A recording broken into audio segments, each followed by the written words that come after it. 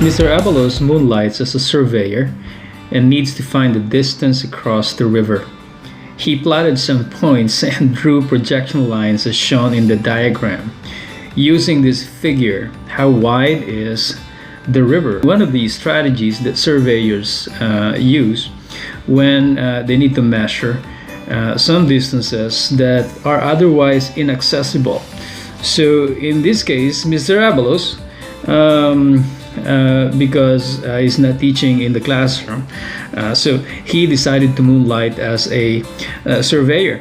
Now he needs to measure the distance from this side of the river to this side of the river. So what surveyors do is they mark a known point, and then they draw projection lines in their diagram, and then they measure distances that are accessible, and they make sure that they have some information that are available to them. For example, here Mr. Avalos made sure that this angle is a right angle. He knows the distance from this point to another point right here, which is 52 feet. And then he extended the line so that there is another right angle here. And then he measured the distance, and then from one point, from known measurement that is 9 feet, he tries to scope the point to which he wanted to measure the distance to. Now, the question is, how do we find this distance using this diagram? Now, looking at this figure, we can see that there is a pair of right angles. This is a right angle, that's a right angle, and then we know that there is a pair of vertical angles. So we have two pairs of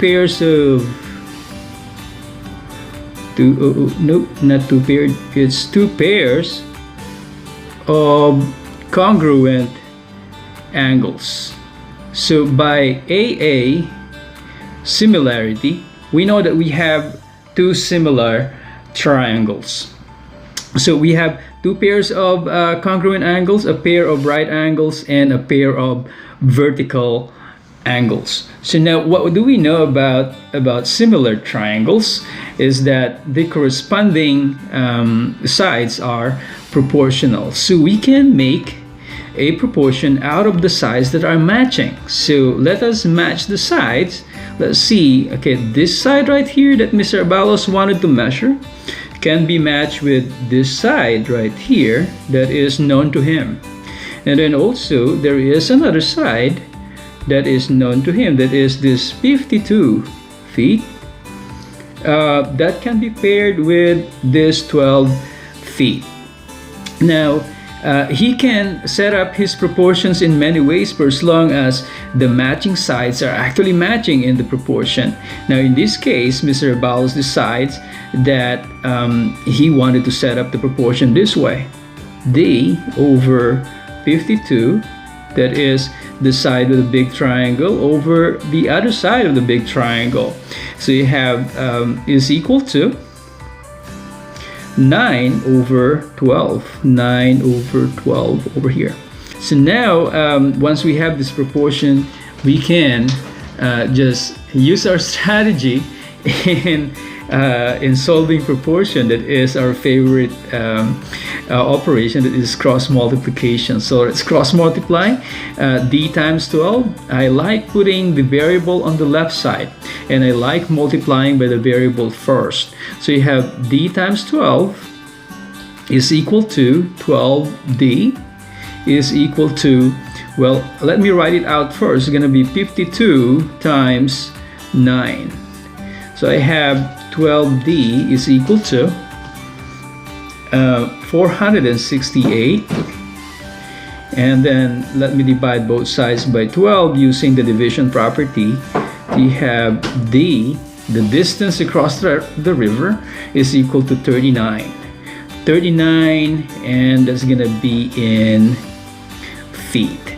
So here what we did is, because we know that we have established that we have two similar triangles, we can use the properties of similar triangles. The fact that the corresponding sides of similar triangles are proportional. So we can set up a proportion. Again, you can set up a proportion in many different ways. You can set up a proportion in a way like d over 9 is equal to 52 over 12. That would also work for as long as the corresponding sides are actually corresponding in your proportion. So you might want to study and take note of this example. Yes, it's quite easy, yet the analysis was important because it can get complicated sometimes.